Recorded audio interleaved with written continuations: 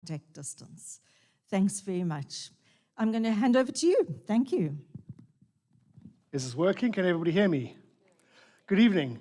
Yeah, so like comedians, they pick on the first row, I pick on the back row. So if you want to be heckled, that's the worst place. It's not like the Man United-Liverpool game where you want to leave halfway through if you're a Man United supporter. You're going to be riveted to the end of the talk. And over the next 5.5 hours, I want to talk to you about a topic. I always get very nervous at the start of these talks because I'm not a public speaker at all.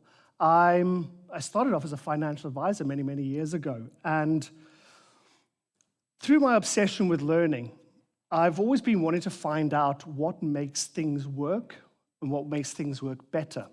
And I'm a father, so trying to figure out how these little creatures that consume us so much and give us so much joy and every single gray hair on my head, what makes them work and what makes them work better? And one night last year, my incredibly beautiful 15-year-old stepdaughter came in and told me about what she was going through. And over the next 3 weeks, when I eventually was able to stop crying and start sleeping again, I unpacked some of the dangers that kids go through. Because hearing what she was being exposed to, what was being thrust on her feet, and what she, naively, ignorantly, was doing, I realized that statistically, 1 in 2 children, if not more, is a criminal. And we're not talking about speeding fine criminal. We're talking about going to jail criminal. And if you saw the post that was sent out advertising the talk, the flyer, you'll have seen the top of that 1 in 3 children can put you in jail for things that you don't even know is going on in your house. Now, talking in a church to a bunch of people who are obviously God-fearing, God-loving Christians, you obviously have that same ethos in your house, that right action, responsibility, accountability, and following a good path. But I think too many parents forget what it was like to be a teenager. And over the course of the next little while, we're going to be unpacking a few things. And because I'm not a professional speaker, I'll try to make it as interesting and entertaining as possible so that nobody gets bored. And at the same time, so that it all makes sense. Because when you get out of here, you want to be thinking, that guy, did he speak Chinese? I want you to go out of here with a bit more information and a few more tools that you can apply to make sure your kids are safe. Because at the end of the day, I want to make sure you guys don't go to jail, but more importantly, I want the kids to grow up safe in a world that we don't even realize how dangerous it is. As I look around the room here, we're all pretty much the same age. And when we were kids, our biggest danger, the risk that we were taught about, was stranger danger. Some guy in a van pulling up next to us offering sweets to climb into the car. Nowadays, children actively seek stranger connections. They do. Everything about their life is shaped around a connected society linked through the internet that we didn't have. I mean, the closest we got to connection after school was when we had a house phone. And if the girlfriend or the boyfriend had to phone, you had to run as fast as you could so you could get there before dad got there. Because if he got there first, it was just embarrassing. But now our kids are connected 24 hours a day, globally. And they're connected to more dangers than I ever thought possible. And I want to share some of those dangers. But also, before we get to the danger side, I want you to get an idea of why children do the stupid things that they do. Hands up who's got a teenager in their house. Hands up who hasn't said to themselves in their head, did they switch their brain off today? We expect our children, because they have stubble or breasts or periods or whatever it is that adults are supposed to have, we expect them to be thinking like adults. They can have the same level of conversation, almost, but we expect them to have the same mindset, the same cognitive faculty that adults do. But that is the biggest mistake we could ever make. Children are driven by 3 essential motivators or mechanisms in their life. The first one is their identity. For the first 7 or so years, a child has no concept of an identity separate from the parent. That's why when you drop them off on the first day of school, it literally is like Hiroshima, because the world ends when mom and dad aren't in the visual sight. From 7 until adolescence, they get a little bit easier to be separated from. They can do after-school extramural activities, they can go for play dates, and they can eventually have sleepovers, because the concept of an identity slightly detached from their parents is coming into shape. However, when adolescence starts, when puberty starts, when the teenage change happens, it is more devastating than menopause.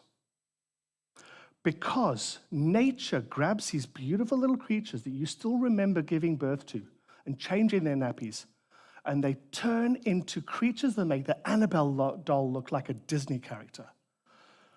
Because they now think that they have to create their own identity, because everybody does. Now, a lot of this will be new to you because you're so old that you've forgotten that you went through it. Thankfully, those of you who do remember that you went through it, how many times have you apologized to your parents? I'm so sorry I was like that. You only really start apologizing to your parents when you have teenagers of your own. Who can say amen to that? So this creation of that identity, because of the next mechanism of development, makes them realize or think that they have to commit what I call in my book, outside, great book, 250. That was cheesy, right? In my book, I call it deicide, killing our gods, because the concept of God to a 4-year-old is their parents. They provide, they guide, everything is about that. They're the alpha and the omega at a 4-year-old. And to create their own identity, teenagers think they have to shatter their old one. I'm not talking about all teenagers. There'll be some who sneak through life seamless. They're the same people, as I write in my book, the same people who've got single-digit body fat.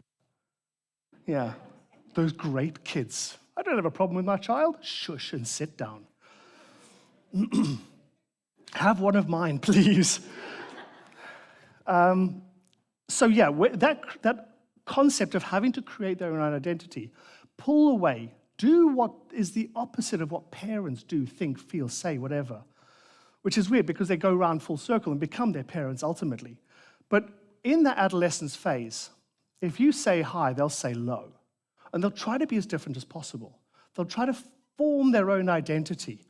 But because of this whole sort of almost evolutionary concept of safety in numbers, this naturalistic law where there's safety in a crowd, they go and find other people equally developing. I don't want to say broken because they're not broken. They're just very confused. So people who like the same music, the same vampires, same K-pop, they'll go and gravitate in little cliques. It's a blind leading the blind. So they go and find their own identity in that crowd. Good on them. Wonderful. Another thing that drives children is the tortoise and the hare. Who remembers that old fable? The tortoise is slow, sedentary creature, sensible, mature. And then the hare, the rabbit. Crazy. It's chaos embodied in this little furry creature who runs everywhere. Now, we have 2 drivers in our body, the heart and the head. Teenagers have the heart, and the head lies dormant until their late teens, 16, 17 sort of time. But the heart, the hair, we call the limbic system. And the limbic system is hormones. It is emotion. It is dramatic. Whoever thinks their kid turns drama up to full scale? Why are you crying? It was a TV ad. It's so sad. It's a TV ad. Calm down. But when you experience anything for the first time, it's always far greater because you've got no frame of reference. You haven't been dumbed or numbed by life. The first time you have a glass of wine, my wife, she can go through a bottle and she doesn't even get that way, mostly because of the teenager. But those emotions have a bigger impact because there's such a low frame of reference that everything is level 10. The anger, they don't just get miffed, they get angry. And they let you know because they are, when they get sad, it's not just sad, it's depressed. And it's painful to everybody around them, more so than what they're going through. And horny. Damn. It's hormones. They get flooded with hormones for the first time, so their experience of it is far greater. You know, when you've lived 46 years like I have, yeah, I gave my age away. We've had highs and lows, and the experiences of a teenager, we go, just wait, it gets so much better. But for them, that's the first time they've felt anything real, really. I mean, yeah, my 6-year-old runs around pretending he's a ninja or a dinosaur. Teenagers, they feel, they interact, they connect, they get disappointment, they experience stress for the first time, and they think that's bad. They aren't even paying tax yet. But only when, and also the limbic system, the rabbit in the story, it's pretty much summed up with 2 words. Me now. Me now. That is all that they know, understand, and care about. They've got no concept of the impact of their actions on other people. It's not that they don't care, it's just not even on the radar. And me now means whatever's going to hurt me now or reward me now is what I do. I've got no concept of longevity of action or repercussions. So that here now is how you sum up a teenager. Anybody disagree so far? Or anybody can go, yeah, that sounds pretty much it. How many people here pick up the kids' underwear or socks all the time? Pause for dramatic effect. So only when they're about 16 or 17 does a prefrontal cortex start waking up. That's the tortoise. Slow. It's been dormant. And that's what makes humans human, because really they're not human yet. They're these little creatures of energy and emotion. But the prefrontal cortex is rationalization. It's understanding concepts. It's tomorrow. It's other people. It's consequences to actions. And that's really where we start to now go, okay, we can have empathy and sympathy and understand how things are bigger than the here and now, and the me and now. So this prefrontal cortex starts latter half of the teen years and only stops around 25. So that's why first-year varsity students tend to be the most radical political activists ever, because they haven't quite developed that calm down and let's be sensible vibe, and now they want to be free spirits because they are adults. On their birth certificate, yes. But to all the real adults, they go, no, calm down. You've got facial hair. That doesn't make you a grown-up. Work 50-hour weeks, pay tax, then you come and talk to me. But they want to change the world. They want to change what we're being called, by the way. He, she, chair, stool, whatever. They want to change things. So they haven't built anything yet. But what they've experienced of life, they're not happy with because it's old school. And they want to start changing it, but they haven't got the prefrontal cortex to realize that it doesn't have to be broken. Or it's not broken, don't fix it. We understand you've got feelings. Thank you. We've had you for the last 5 years as a teenager. But the third motivator in a child, especially an adolescent child's life, is, well, it's the same thing. It's on a spectrum. The first thing that only really matters to a child is the desire to be accepted and recognized by people they deem valuable. They allocate the crowd they want to be accepted by. And an even greater, if not the most powerful driver in a child's life is fear of being excluded or rejected by that crowd. And there will be stories that I tell you that will to you seem horrific, terrifying, and illogical if you don't realize that kids are not broken. They're just going through a software upgrade. It's not a hardware issue, it's a software issue. Who's ever had a video meeting on a laptop and you open it up and it goes, Windows is updating.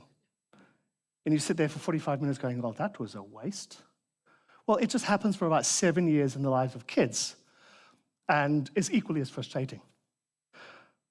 But when you simplify children down to realize they don't think like grown-ups, because it's not that they are broken or stupid or possessed by a demon. It's just that they've only got a limbic system, and that limbic system says, me now, and I'm terrified of being excluded or rejected. But throw them now into a world where they are connected to the internet. Who here's child has a smart device? Okay. We use them a lot as digital babysitters, for education, we hope, as a way that they can stay connected, because for them to be excluded by not being allowed to communicate with their friends on WhatsApp or whatever it might be, we feel like we're almost bullying them. But parents change generationally. In the 1950s, parents were very straight-laced, and it was clean cut. It was, Frank Sinatra kind of, he dressed smartly. And it was followed by a generation of youngsters who were hippies. If it was unwashed, unironed, tie-dyed, that was cool. It wasn't the crooners, it was the Doors. So they wanted to be as far away from their parental generation. Their generation of kids, the 80s, bright, neon, straight edge, as far away from natural fabrics as possible. I'm a kid of the 80s. Much better music, but you know what I mean.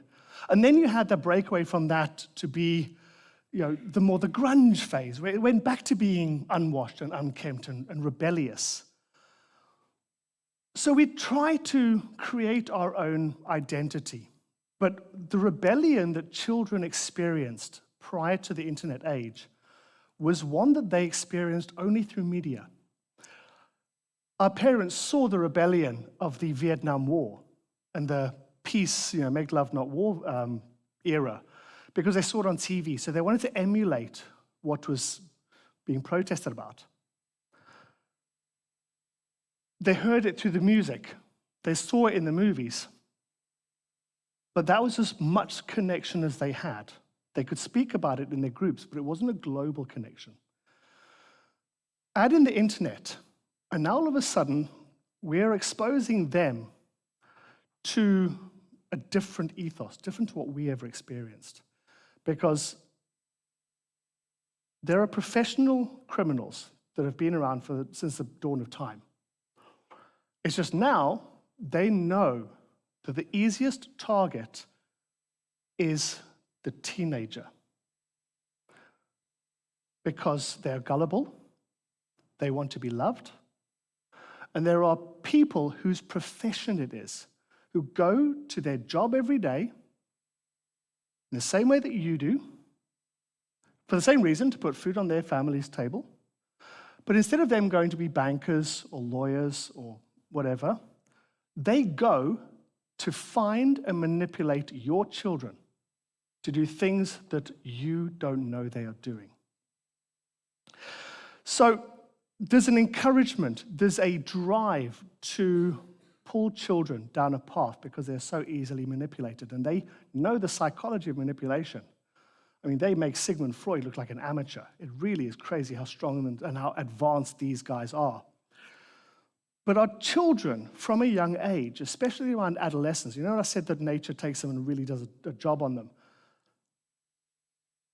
Between birth and when adolescence starts, and then from when adolescence ends until we die, we are not as affected by hormones or substances to the level that teenagers are. So things like alcohol, hormones affect an adolescent far greater than children or adults. They are more rewarded through hormones, through dopamine and endorphins, by taking risks. So it's almost like they are encouraged biologically to do stupid things. So when we ask them why they do stupid things, it feels great. They'd never tell you that. They'll say the usual thing, oh, I don't know. But they do. They don't know. And it's because their body is rewarding them to do stupid things. And they get a bigger risk by doing it in front of their friends because there's that cool factor. It's the psychology or the subconscious saying, I want to be accepted by these people, so I have to impress them. I have to impress them by doing strange, crazy things that nobody else has thought of. And especially when you start getting into teenage years, you start to want to be an adult because the world gives so much pressure on, you're a teenager now. So when a 12-year-old's 3 days away from their birthday, I can't sleep, I'm going to be a teenager. And there's so much weight, so much importance placed on it that they forget there's still another 10 years before they really can be adults. But they want to chase adult experiences. The person who wrote the foreword to my book is my 25-year-old daughter. In the foreword, she talks about how at 12 or 13, she actively went out and sought a beheading video online. Yeah, there's beheading videos online, so I read. But I thought back to when I was a child. I also went and did stupid things. There was a video that was going around. I think it was just after Betamax. It was VHS, I think. For all the kids, those are little things that are square boxes. You put in a machine and it played a movie. And the video that I watched, which was handed around to all the friends, there was a porn one that went around. But this was a shock video where someone had collected a compilation of videos of people jumping off roofs and committing suicide, bomb disposal experts not going home at the end of the day, a guy on a parachute accidentally flying into an alligator farm. Those sort of videos. Why did I watch it? Why? Because it was adult-based experiences. I didn't realize that adults don't do that. But I thought in my limbic-driven head that that's what was done. I wanted to be older than I was. What other things do adults do that kids aren't supposed to do?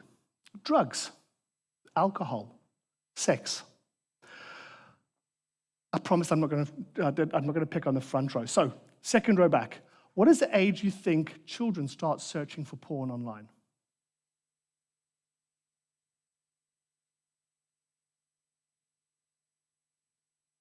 14, okay? You, sir? 9. Young lady there. 11. 6. Kids start searching online from the age of 6 for pornography.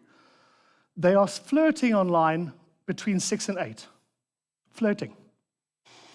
I'm going to tell you a horror story told to me by a mum of a daughter in Canada, the Boy Scout of the world, that country that everybody emulates and wants to be like because it's so clean cut.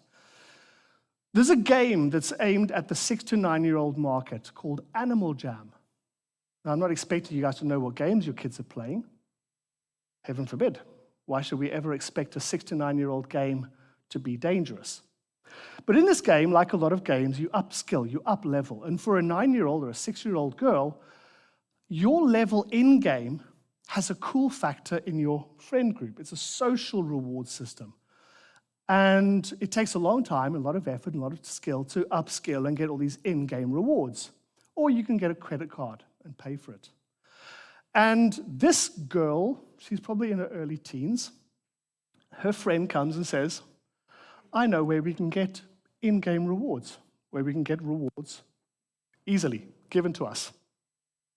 Now, of course, if that is your currency, your ears prick up. She says, let's go find some whales. Now, being in Canada, she didn't go to Hermanus. Whales refers to pedophiles. So she showed her early teen friend how to go and find pedophiles who, using the pedophile's credit card, purchase these rewards and exchange them for naked pictures of girls as young as 6 or 7. But when this girl was posing naked, she was asked by the pedophile to put a number on a piece of paper and hold it in her mouth. These sick, sick predators were cataloging these young girls as if they were a commodity, a tradable item. The humanity wasn't there. That young girl was almost abducted. And she told me, because she's involved in the social care environment, how prevalent the sex trafficking syndicates are globally. And it's terrifying. It really is terrifying. They are getting access through apps that are designed to trap children. Kids as young as 3 have got access to smart devices. Why? Because during lockdown, it's either that or I'm going to strangle the little things. when you've got 3 kids in the house during lockdown, you're supposed to be doing Zoom calls and all the rest of it. You want to give them a smart device just to shut them up. And there are games, innocent games, and I've looked at them. Animal Jam, innocent. These other little games where you're playing a little story where you're a girl and it shows you another thing and you get to choose the path of action. Like those old books where if you want to do this, turn to page 75, you want to do that, but it's a game now. These games seem like little romantic games, but the choices they are asked to make can only be described as grooming. They're grooming kids to have threesomes, to have adulterous relationships, to have relationships that you, as a parent, would frown upon. But they become normalized because they're just games on a device, devices that our parents have given us. But parents, because of this whole thing of wanting to change the dynamic between how I was raised as, by my parents, the whole hippie sort of 80s sort of vibe, for some reason, parents now feel that they need to be their children's friend. It's no longer spare the rod, spoil the child, or do as I say, not as I do. Now there are parents who want to be their children's friend. No, not want, need. Because then the kid's not talking to me anymore. I just can't connect with them anymore. So I've got to try be the cool parent. Try to impress them by taking them out and mani-pedi and buying them miniskirts when they're a 12-year-old girl. Or, as one dad did last weekend, when his kid had a couple of other 14-year-old friends around, he hired a stripper for these 14-year-old boys.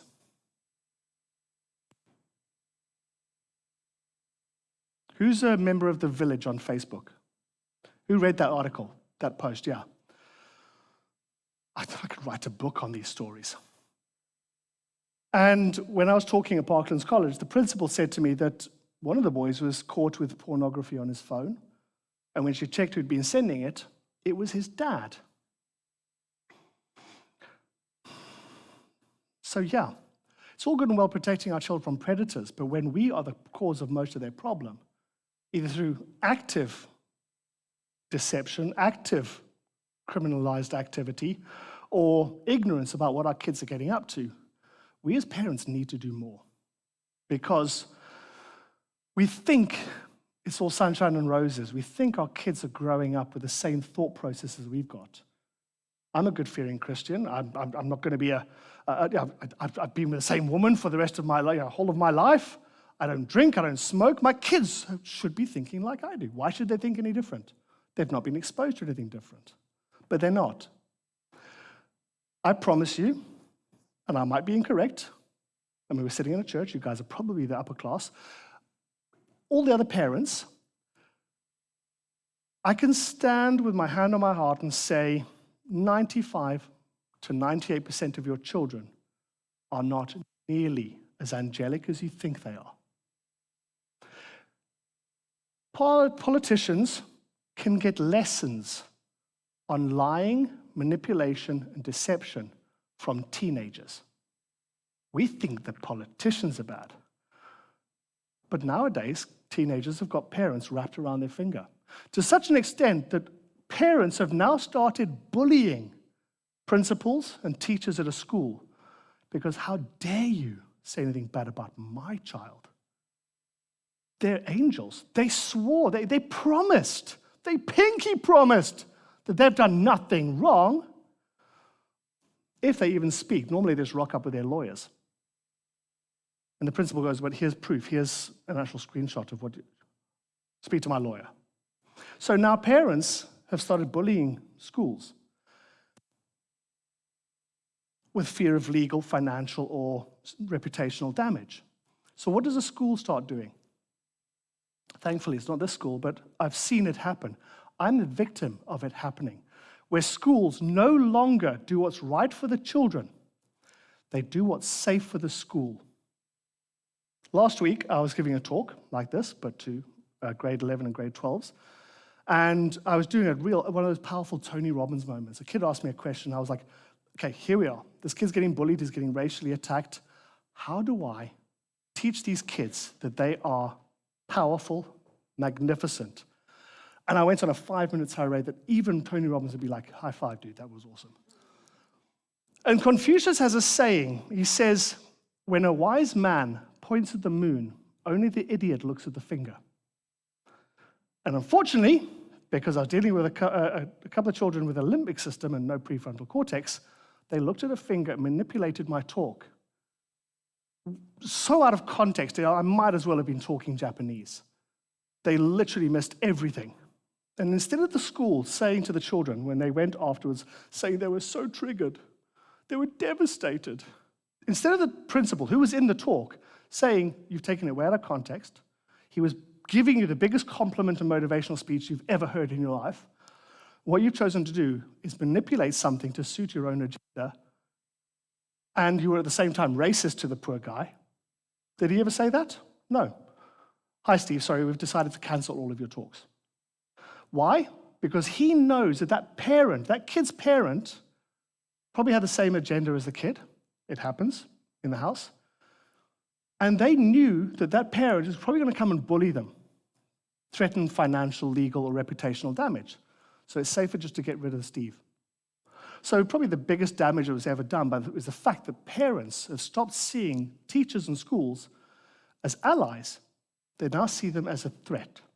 They now have to bully them. Why? Because social media. Who here looks at the comments on some posts on social media and just feels dirty at the ad hominem, the attacks, the absolute violent venom that spews from some people who just do it because they're more stressed, more angry, and more self-righteous than they've ever been in the history of humanity.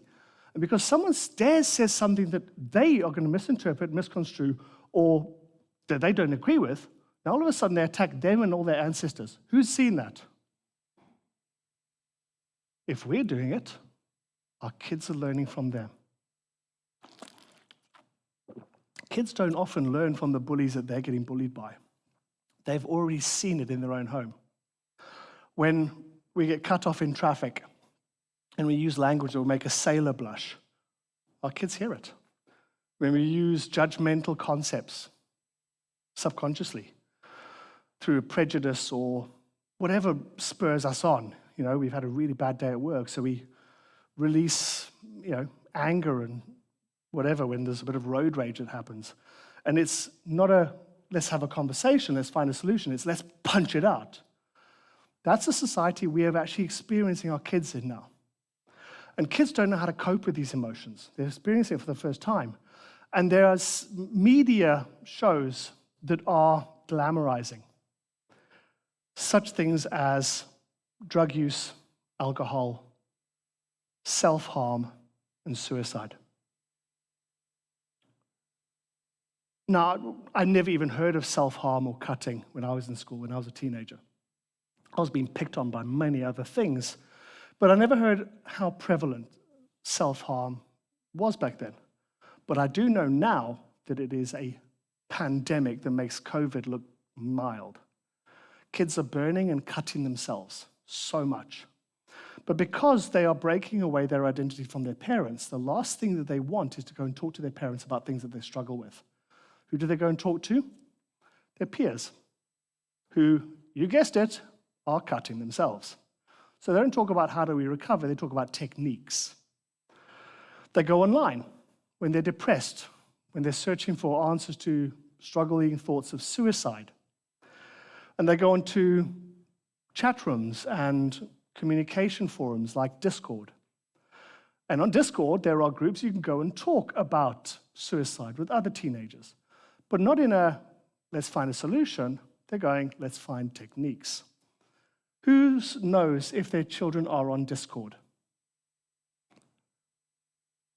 Do you know that it's an unmonitored cesspit of pedophiles?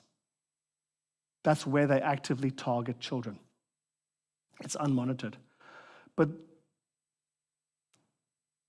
a 17-year-old boy in the UK who's the child of a friend of mine from high school, he was on Discord, and he was approached by a beautiful 18-year-old girl who said everything right, complimented him.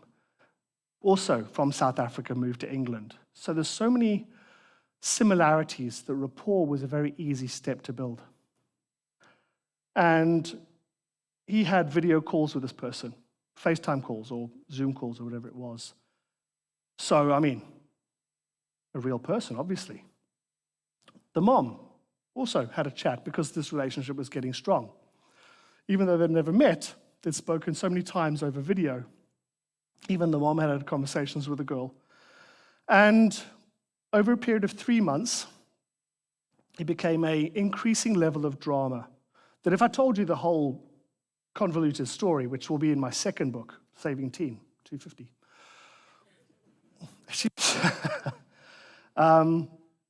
you'd see so many red flags. For example, this happened around the 23rd of December.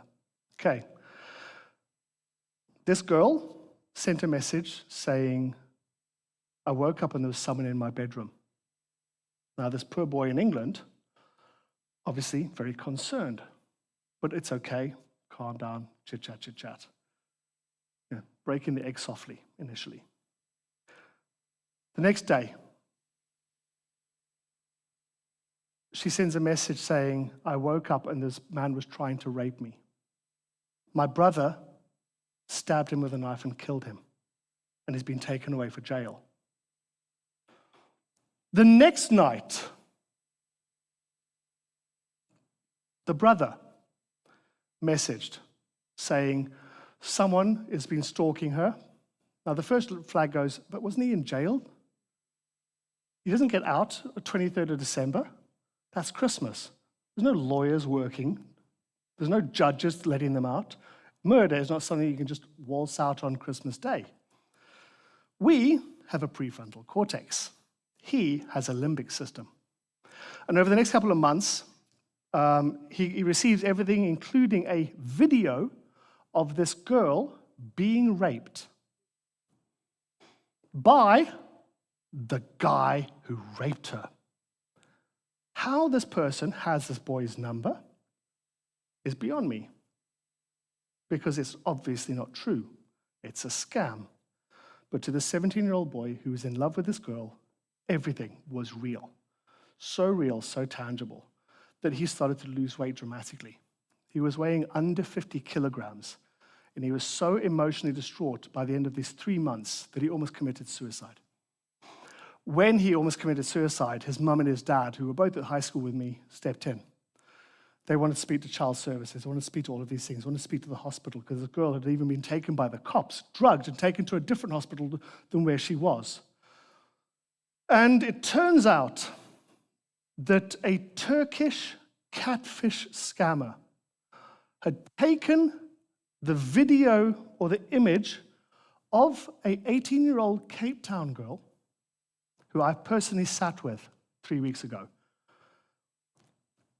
put it into deep fake technology that is so advanced, it's sort of Hollywood-level CGI. Who doesn't know what deep fake is? Don't be shy. Put your hands up, by all means. I didn't. There's an app you can get on your phone called Face Swap, I think it is, where you can put someone's image into a video and it transfers their face over somebody else's. There's a hysterical one going around. There's a Mr. Bean movie where Mr. Bean goes to America, and he's on this airport travelator, and he's pretending he's got a gun because he sees some American police. He's like, but someone's deepfake technology swapped it with Putin's face, so it makes it even funnier. But it's so convincing that you actually think it's Putin standing there like Mr. Bean. But when I had to tell this 18-year-old girl that her face, that had just been on a TikTok video, that was it. She wasn't on some OnlyFans page. She wasn't flashing her body nakedly. She was just doing one of these, I still don't understand it, this TikTok-y thing where they mouth to songs, but it was enough to have her image stolen and used in FaceTime videos that were so convincing that the mum didn't pick up anything was different. And then a rape video. So imagine some dodgy 46-year-old guy comes up and goes, we need to talk. Your face has been sent around the world as a rape video. Have a nice day. She hadn't done anything wrong. So even if your kids are part of the few that are actually skating clear through life, it doesn't mean to say they can't be directly or indirectly responsible, or their face is responsible for people being scammed and committing suicide or doing other atrocities. Chasing this desire to have adult experience is causing our kids to do some crazy things. Now, when I was young, if I wanted to send a naked picture of myself or my genitals, I had to draw it. Because there's no way I will take a photo and then go down to Checkers and have some 18-year-old develop that film. You know what I'm talking about, right? But nowadays, children can make their own child pornography, as 1 in 3 children do. 1 in 3 children are sexting. That means they're sending child pornography. That's horrifying. Horrifying. Now, we all go, oh, Joseph Fritzl, he's disgusting. Pedophiles, they're disgusting. You hear the News 24 article where some guy's caught with images of naked underage girls on his phone. That's disgusting.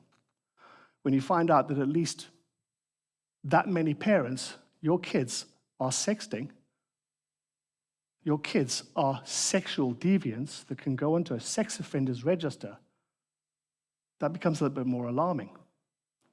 Because for every one that's sent, one is received. And for everyone that's received, at least 25% or more are shown to a friend or friends. And that's why when a 14-year-old girl went out to some get-together, a 21-year-old boy said to her, I've got topless photos of you on my phone. You're going to have oral sex with me, otherwise I'm going to show all your friends. Fear of rejection. No prefrontal cortex, so no concept of blackmail, scam, or what she could be doing to him to stop the threats. Did she go to her mom or the police? No. She got down on her knees and succumbed to his instruction. He recorded it and used it to blackmail her into having sex. A 15-year-old girl in school in Cape Town was fiddling on a phone in class. The teacher confiscated the phone. That night, he went through the phone, saw those naked pictures of that girl, and he blackmailed her into having sex.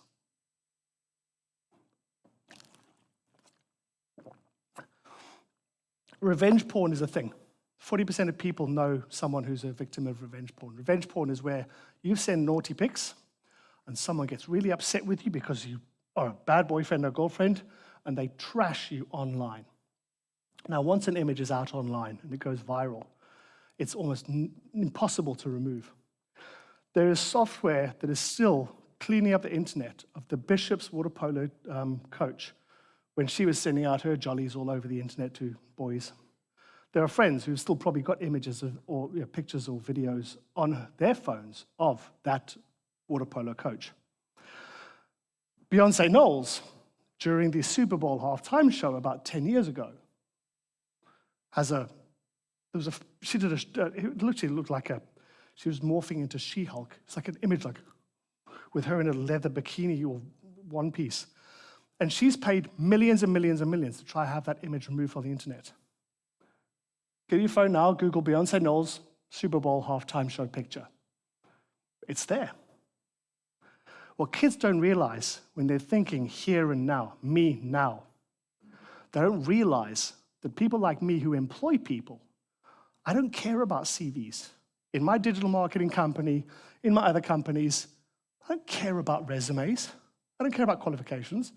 Someone comes and sits with me half an hour before, Google search, Facebook search, Instagram search. That's where you see a person. So you do a Google search, naked pictures. Sorry, I can't employ you. Not even going to look at the resume. So we're living in a world where there's a lot of naked pictures about a lot of underage kids being shown around. And that terrifies me. It terrifies me because it is so normalized. It is sensationalized. It is romanticized. And it is a new currency that young teenage boys are challenging themselves to collect as if it was a Bitcoin. Who can get the girl's naked picture and how first, quickest, and who can get the most of them? A 17-year-old boy in the UK is now on a sex offenders register for 25 years. He had a couple of pictures of some girls.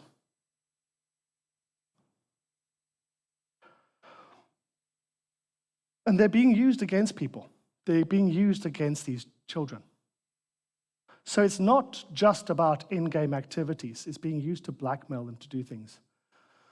And I can, within 15 seconds of any of you giving me your phone number, I can tell you where you live, how many properties you own, your bank account details, what store accounts you've got when you last paid them, when you last traveled, and any criminal records you've got, as well as all of the contact details and information on your immediate family.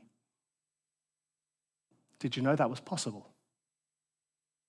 So when kids are sending out WhatsApp messages or other messages, whose name is that phone registered in? Yours. Whose name is the SIM card registered in? And whose name is the home Wi-Fi registered in? So when a police officer is approached by a mum whose kid has received an underage kid's naked picture, and they're asking for one back, and it's tracked to a phone number in your name, who goes to jail? Who thinks it's not the parent? There are parents who are sitting in jail because of things that their teenagers have done. True fact.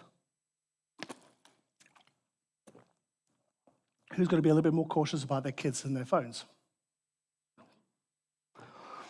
I'm sorry, this isn't a comedy show. I'm not here to tell jokes. I'm here to tell you about something serious which is affecting each and every one of our kids. Because even if they're not doing these things, they're being shown them. They're being egged on to do things. And even if not, they're experiencing struggles inside of themselves that they don't know how to cope with.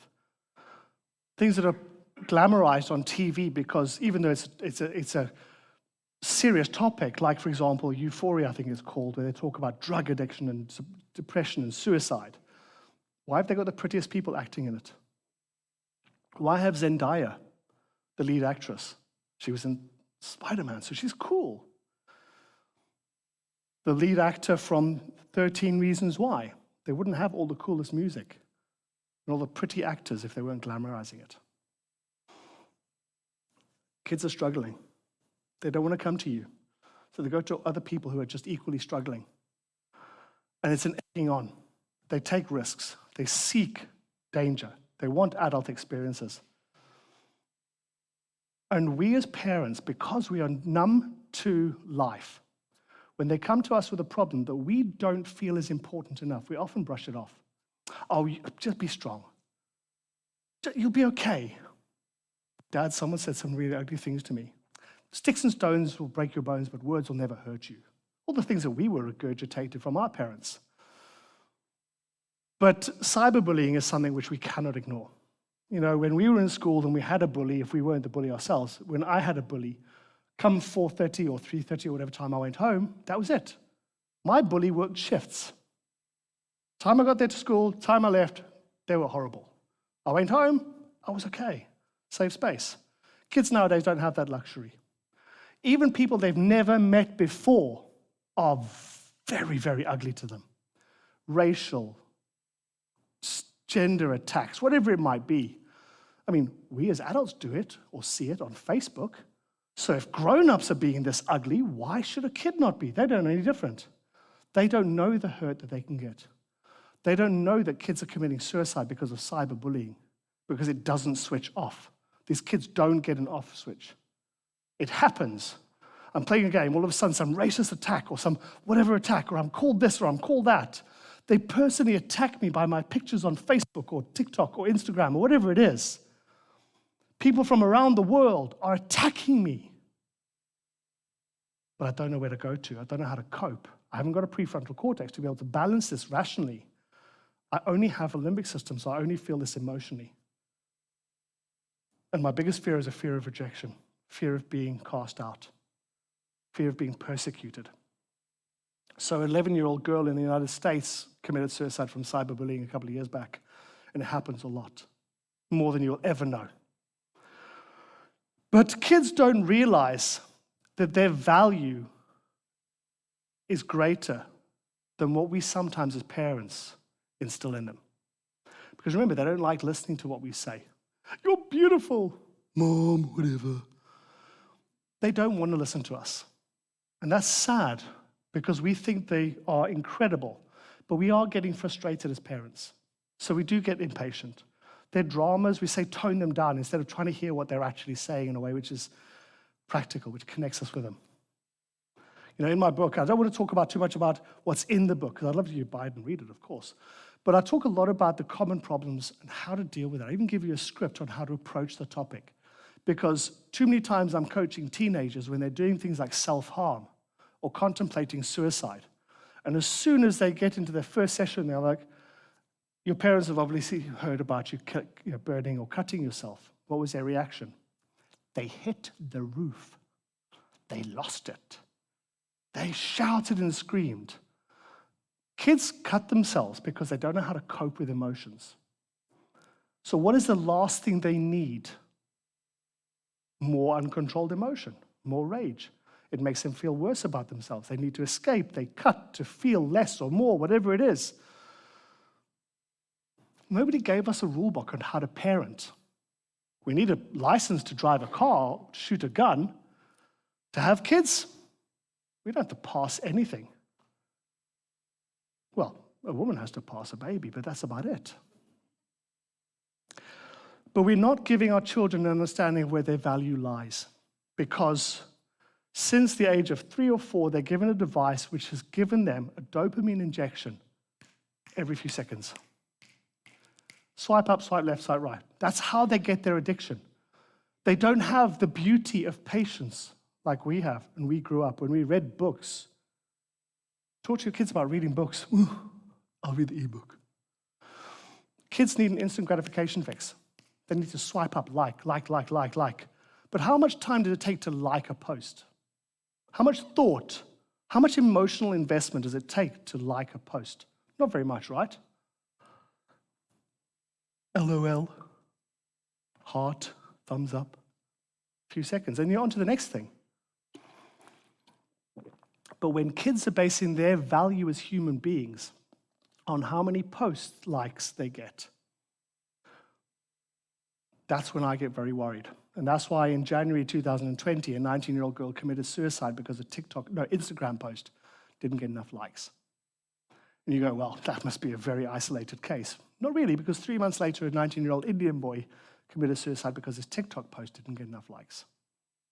These are just 2 examples that I searched for. I'm sure if I really dug deeper, I could find hundreds of cases where kids do not see themselves based upon who they are, but how an algorithm-driven software gives them the same recognition as it takes to just click a heart on a screen. That's not how our kids should be basing their value. And whether it be cyberbullying, sexting, catfishing, or any of the other dangers, they are living in a very dangerous world. And we give them the tools. No, we give the predators the tools to access our children. And we don't really know what they're doing on those phones. Who here can, hand on heart, put their hand up and say, there are apps on my kid's phone that I don't know about?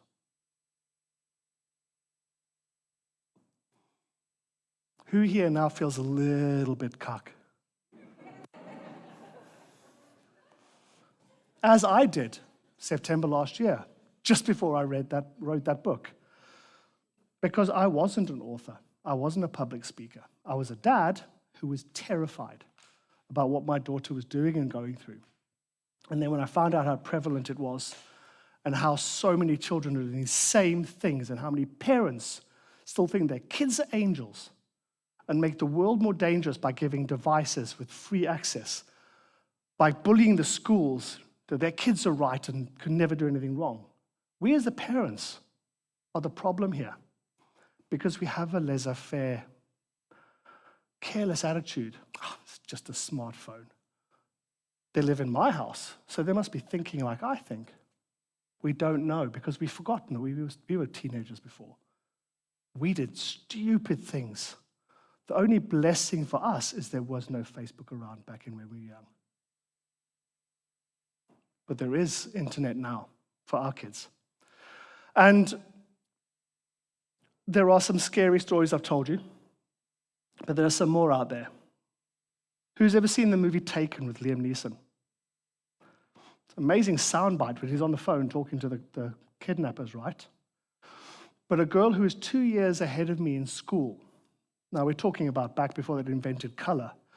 But she was one of the top beauty pageant model kind of girls at the time. And she got a phone call, or whatever that post, maybe a pigeon, I don't know, whatever they got back in the day, saying that she'd won a modeling contract. Middle East-based modeling agency, modeling contract, all expenses paid flight. She arrived in the Middle East, excited for global experience and exposure, only to find out that there was no red carpet, there was no modeling agency.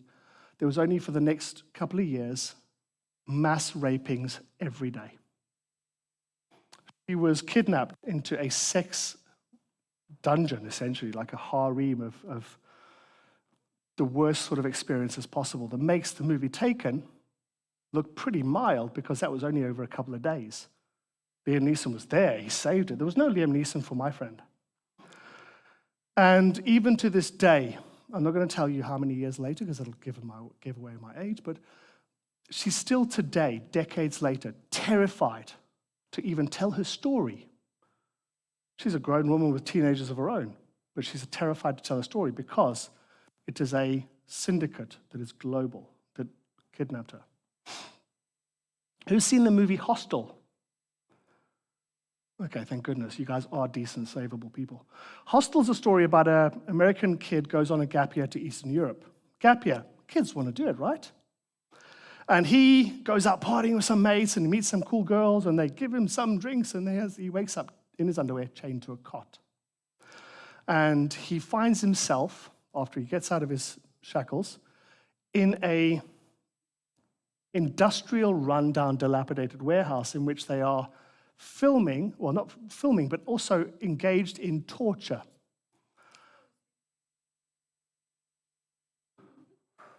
Yeah. Took me 3 weeks to start sleeping again.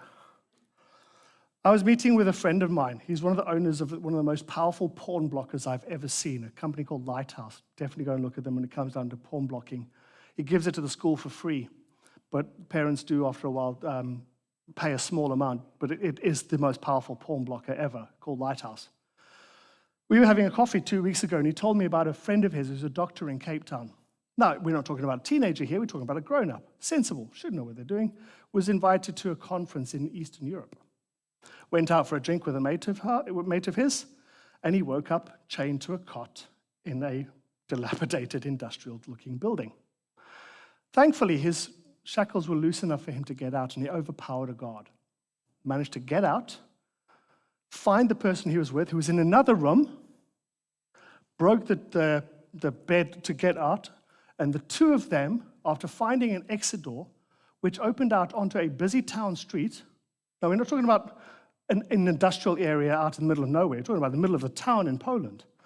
They ran to the hotel, which must have been weird looking at these two guys in the underwear in handcuffs running to the hotel. But when they got to the hotel, the manager behind the desk, when they said, please phone the police, this is what's happened, he said, that's who put you there. Do not phone the police, do not phone the authorities, pack your bags, get out of the country because they are watching and they will kill you. And the guy goes, what was it about? They were doing torture and snuff videos. Who doesn't know what a snuff video is? It's a movie that you are tortured and killed on camera. And that snuff video is sold to people who make pedophiles look like Disney princesses. People who get their jollies by watching people being tortured and killed on camera. And there's a commercial aspect as well because their body parts are then sold to the underground market. This is the world that we live in. My daughter's upset that we've created global warming. I'm thinking that's the last thing we have to worry about. So, I've given you a lot of stories that have been told to me by people not far away from me. We're not talking about 7 degrees of separation. You know, my vet's friends, roommates, cousins, uncles, garden boy once said the story. I'm talking about people who went to school with me, people I've spoken to over the last couple of weeks, people who are victims of date rape, of even yesterday. Who saw the video, the story on The Village yesterday where the grandfather had gotten a girl drunk and performed oral sex on her.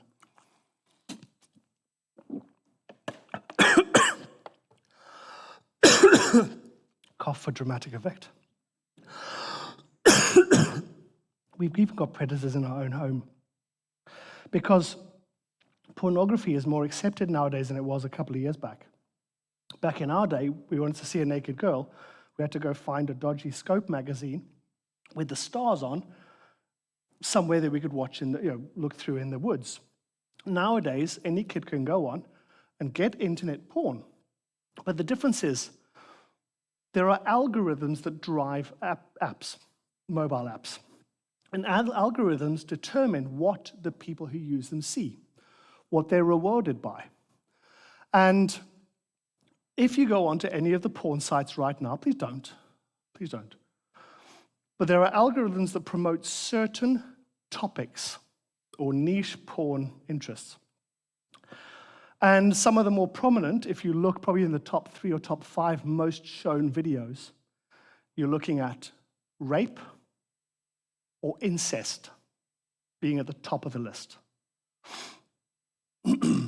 Now, I sure as heck won't get my jollies off at seeing my mum having sex with her son. But for some reason, algorithms pushing this on kids. Now remember, kids are watching this stuff. 22% of all underage porn site videos happen from children under the age of 10. So it's not just 1 or 2 kids that skew the curve. We're talking about this being a real-world scenario. And when they go onto these sites, they see incest and rape. They're not learning about sex from us when we've got the courage eventually to talk to them about the birds or the bees. First time, go home and have a conversation with your kid about the birds and the bees. They'll tell you more than you know. Why? Because they've been shown it by their friends at school.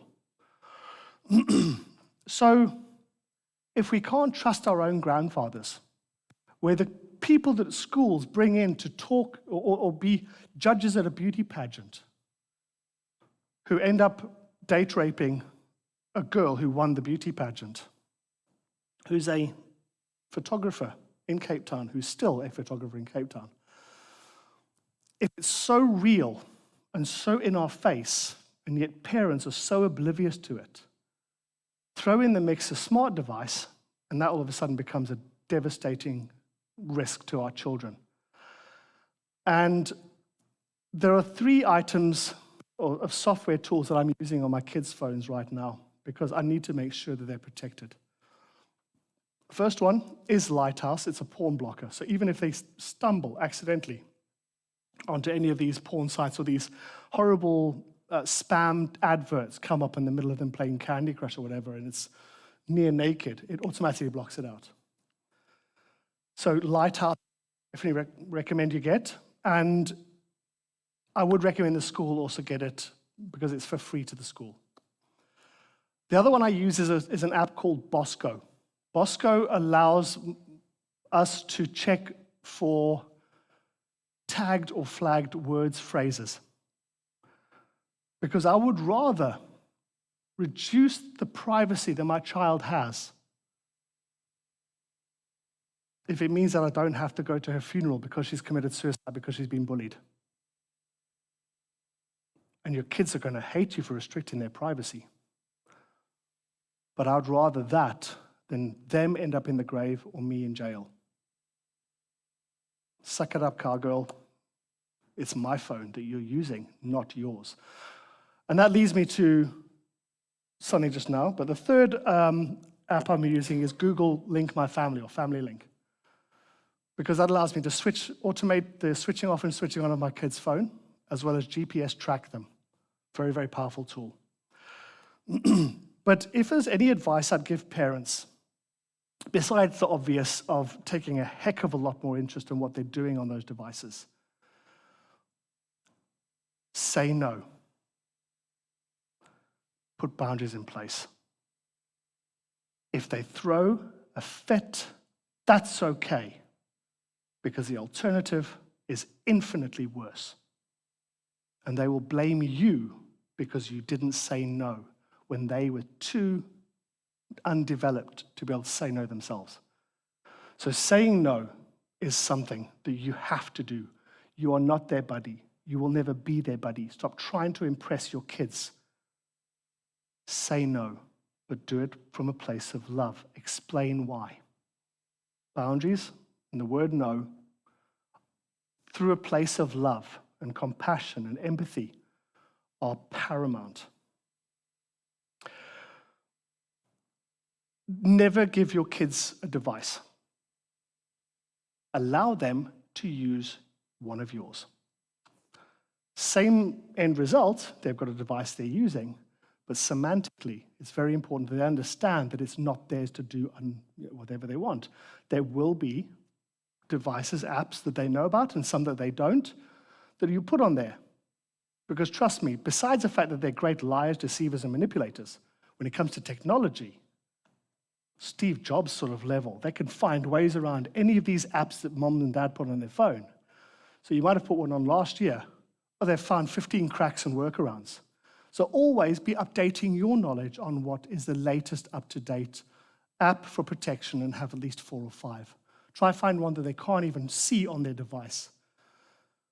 Because remember, you guys are God-fearing, law-abiding parents. Kids tend to be the opposite. Who's ever heard the saying, the Germany's daughter is always the naughtiest? Yeah, I've dated a Germany's daughter. Wow. Okay, and the last thing is have a Googe card. G-O-O-J. Mums love this. Have a card. It can be a Hallmark card you've bought. It can be just a piece of paper in an envelope. It can be whatever you want it to be. But it stands for get out of jail. I hope your children never have to use it. But if they do something mind-numbingly stupid, so terrifyingly dumb, whether that be get so drunk and they end up raping or having sex with a girl who's underage, or cooking and eating the neighbor's cat, I don't know. I don't even want to try think about how stupid some things that kids do. But if that happens to one of your kids, they need to know that they can come to you and get the help that they are desperate for. Now, 9 times out of 10, they're so far beyond the level of reasonable, sort of like, can we not give the receipt back and check this one back because it's just broken? The kid will only come to you when it's really that far gone. The last thing they need is judgment, emotion, outrage, or punishment. I'm not saying don't ultimately level some punishment if it's warranted. I mean, if they've been hot wiring cars and riding over prostitutes at night because they're a serial killer on the making, put some punishment in place. But when they come to you with a get out of jail card, it's your oath, your promise to them that you will have their back and be their shoulder. That they can come to you with anything and you will be their rock, their sanctuary, their guide, their love, their safety. It probably means you have to bite your tongue so much and restrain every urge to rage down on them. But that promise in that card that you make to them has to be kept, irrespective of what. Because when the chips are down, they will always come back to their parents. But they need to know that you aren't going to act inappropriately, because then you're going to break down a relationship of trust. So the Googe card and the semantics of using the phone, and be mindful of what they're doing, where they're going, and who they're doing it with, and having the agreement that because it's your phone, you're allowed to check up without warning anytime you want. It's very important. And that's what I highly recommend. Through the limits of time, I've only been able to touch on a few topics.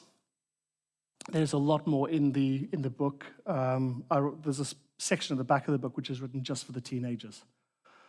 So let them read it, because it's their sort of language. It's why are parents such pains in the backside? Why is my dad so strict about chastity? Anyway, so it's written for them. They can read the whole book. It is age appropriate.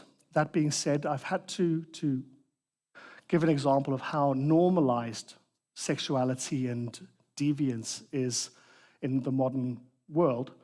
I had to put the lyrics of 3 songs in. Thankfully, I've never heard the songs, but the words are enough to make me want to wash my eyes out with sanitizer. So forgive me for that. But I do recommend you read the book, because everybody who's read it so far, not the millions that I was hoping for, I'm not Stephen King or Dean Koontz yet, but everybody said it's helped them to better understand their children and give them a place of empathy in why they do the stupid things that they do, so they can better build the relationship. And they know that they're not going to have their best buddy for life in the form of their 6-year-old kid, because when they become 16, they don't want that friendship. But it will help you better understand. And the people who've read it have said that it has helped them, and the children who've read it have said it's helped them as well. So I do recommend you do get a copy. My business partner in one of my businesses did say, "It's an amazing book. Are you sure you wrote it?" Yeah. You choose your friends, right? If you do want a copy, there are sheets on the back table that as you walk out, there's 3 or 4 sheets with pens. Just put your name, email address, phone number, and if you want 1, 2, or 3 copies, you're more than welcome to. Because of the amount of sales that I've had over the last couple of weeks, I've just had to go and order a huge amount more, which I'm picking up next week, so they will be delivered to you next week. But I just want to open up the floor. If there's any questions that you have, please ask them. I might not have all the answers, but I'll do what I can to help.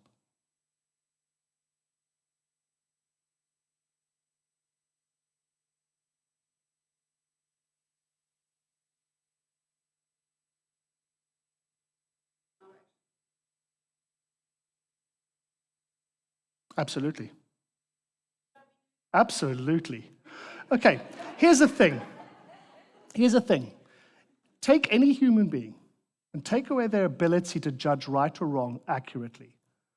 Take away their ability to understand consequences to their action. Factor in that they're driven by an absolute desire to impress people that are not you. And they will do anything to impress those people and do anything to not be rejected by them.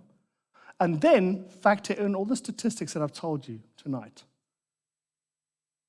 I would rather my kid be upset that it's an invasion of privacy. They just don't have the capacity to monitor and maintain it themselves. It is a weird scenario, and this is always a gray area nowadays more than ever. We are allowing as parents, and weirdly enough, schools are allowing it as well, for us to have 12-year-olds have surgery to change their entire body. Now, I understand there will be people who don't feel right in their body. I do understand that.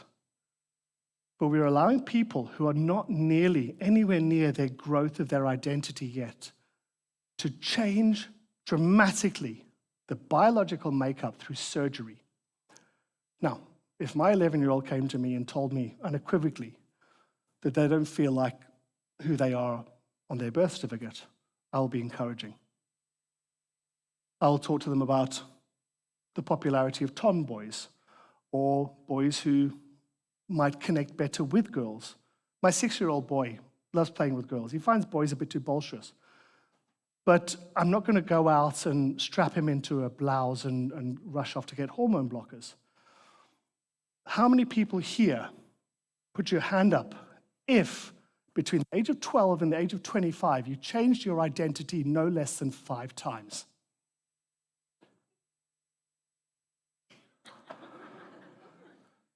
Come on. Everything from being, I like Depeche Mode, now I like Def Leppard. I mean, just that alone is enough of a change. Then I get out of school and I want to become a political activist. I'm not even hit 21 yet. Now I want to change my body at 12. And that's why there's kids now, grown up, going back and wanting to punish their parents because they didn't say no, because they didn't put boundaries in place. Your husband is right. It is an invasion of privacy, but it's an invasion of privacy in the hands of someone who lacks the capacity to make smart, safe, sensible decisions in a world surrounded by predators, and it can put you and him in jail. So yeah. Cool. Yeah. Bosco does something similar, but thankfully we live in a world with a couple of hundred apps available all over for free, some paid for, some for free, that you can actually track, flag, as soon as an image is sent or as soon as words that are linked to bullying or whatever. And in the book, you'll find when you buy it, all of you, $2.50 at the back. There's even emojis and acronyms that are linked to sexual connotation. Because my daughter was getting emojis sent to her by friends. Some of them were just saying, send me naked pictures of you and your friends. But there was these emojis coming through. And I said, what does that mean? She goes, I want to have sex with you. Great, thanks. Sure going to give him a high five when I see him next at school with a chair. But MOS, DOS, who knows what that stands for? Mum over shoulder, dad over shoulder. There are acronyms that we don't know about. Why? Because we're uncool old people. But they have these this emoji speak, this acronym speak, this kid speak that we don't know, but it has a meaning. AFK, DTF, down to, 12-year-olds, 13-year-olds, they're down to it. So these apps are wonderful, and they will trigger when acronyms or emojis or that sort of thing is used, and you can actually mirror everything. Clone your kid's phone, because I would rather hear how your kid is upset at you. They haven't spoken to you for a month, rather than you tell me how you haven't seen your kid because they died a year ago. Invade their privacy. Invade their privacy. Let them know you're doing it out of love. And you say, here's this book. Go and watch that video. That crazy dude over there, he's written a second book where it tells you all of the stories about victims. And I love you, and I know you're going to hate me. And one day you're going to turn around when you've got kids everywhere and you go, thank you for invading my privacy. There's an article I read where it actually said, one of the points of how to be a parent of a teenager, one of the points is say no because your kids want you to say no because they lack the ability. There was a hand up over here. Yeah. Sorry. Absolutely. Oh, yes. Oh, wonderful. Gives me time to choke on some more water. Sorry, it's in line with the previous question. So I've got kids that range from 9 to 22. Condolences. When I'm just going to say, when is the correct age, or, that you think where you can't do that anymore? What, invade their privacy? Yeah, with things like these apps or... Realistically, 18. Okay. Just purely because, as I've said, kids only start to develop a prefrontal cortex towards the latter part of their teens, and it only stops at 25. Okay. Legally, you can't do it after 18. Okay. I'm thinking of locking my 18-year-old in a cage when she turns 18. I mean, I wouldn't have written a book if she was an angel. But all jokes aside, she knows why we do it. And I have the conversation with her. She's heard some of the stories that I've told her about what's happened to people and the statistics.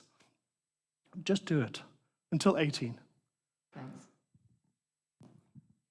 I forgot that you're recording. Shame, I walked backwards and forwards. I'm sorry about that. It must have been so difficult for you. Sorry. I'm on the complete other side. My kids are 3 and 8.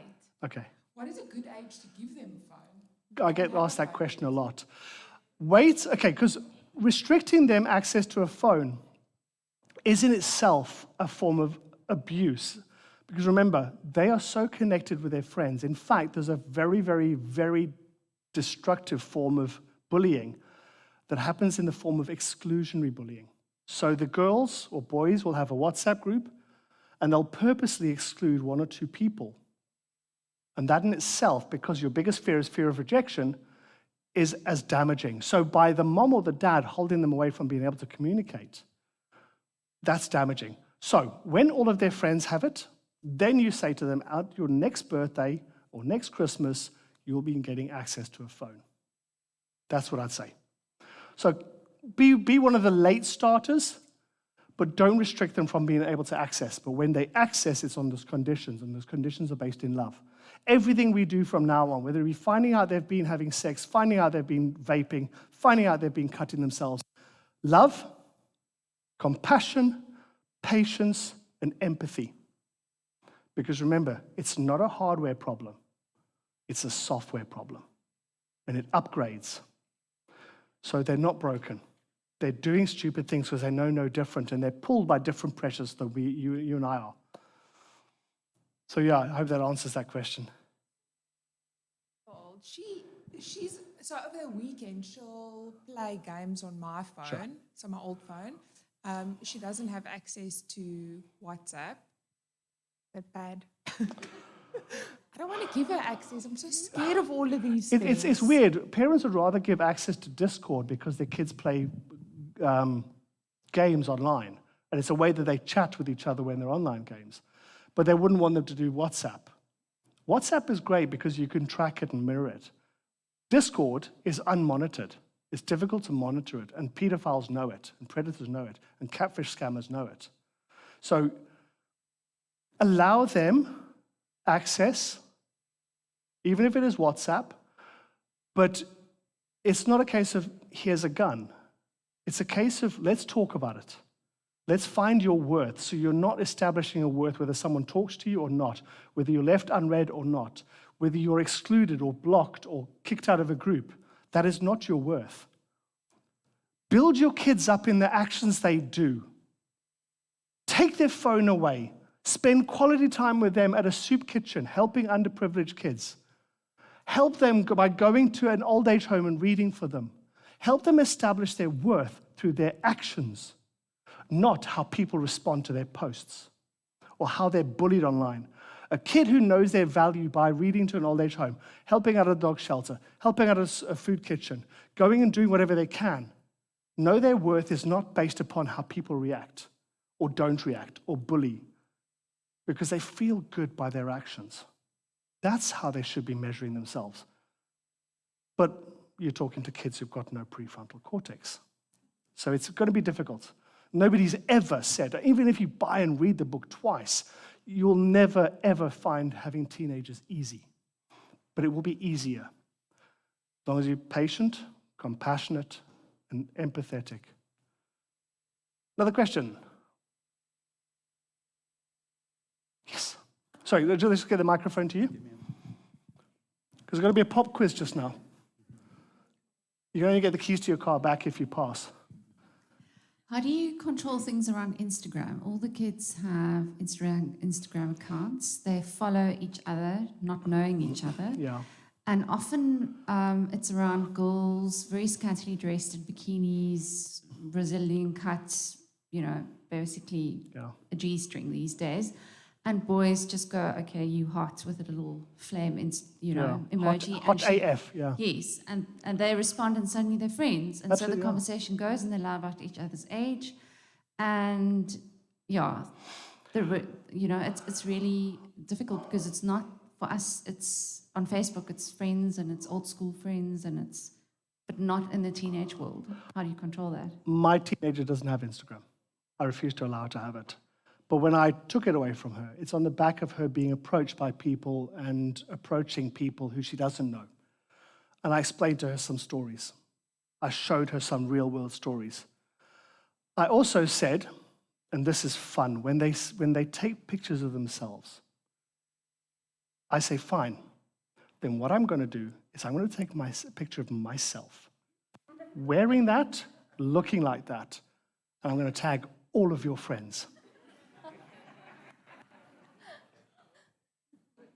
So she's not very upset that she doesn't have Instagram anymore, because at the end of the day, they don't know that what they're doing is destroying their future. They think it's impressing their now, because that's what they're wired to do. You don't get upset when a dog barks and doesn't meow. That's just what they're wired to do. They're wired to get attention. They're wired to emulate adult experiences.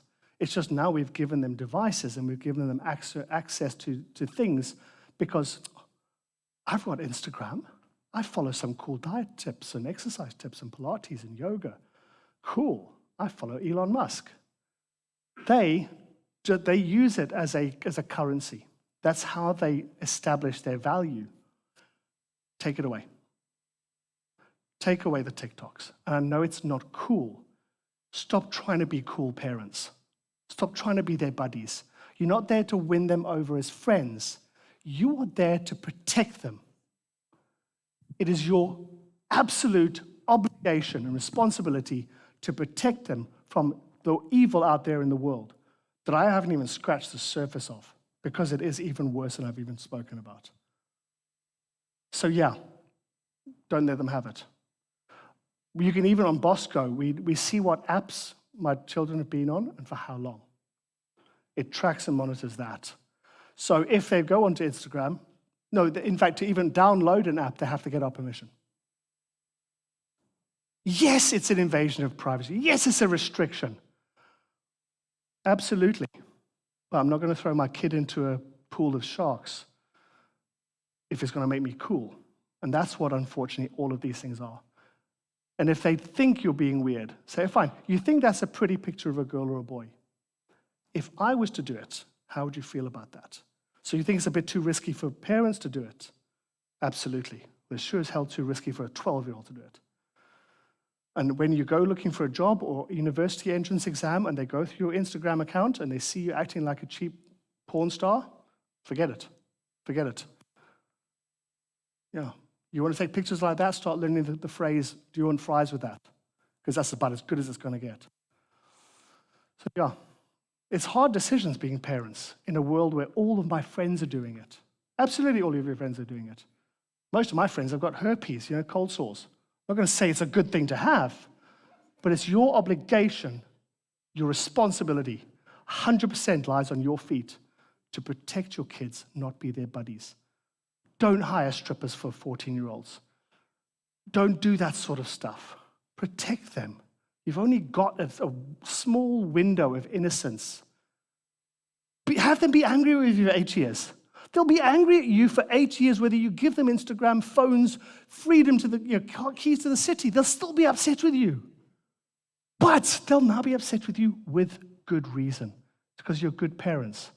Because if you're not investing this much time protecting them, you're not investing as much time as a pedophile or a predator or a scammer is investing in your kids. If they're investing in more into you, your kids, than you are, then don't come crying when they're a statistic or a victim, because it's 100% on you. Sorry about that. That was very harsh. I'm such a bully. But I really appreciate your time tonight. This is one of the most magnificent crowds I have seen so far. 2 days ago, I spoke to 9 parents out of a big school. So the fact that you guys have come out tonight is incredible. And I commend you, because you guys are some of the best parents ever, because this matters to you. And I appreciate it and I love you. Thank you very much.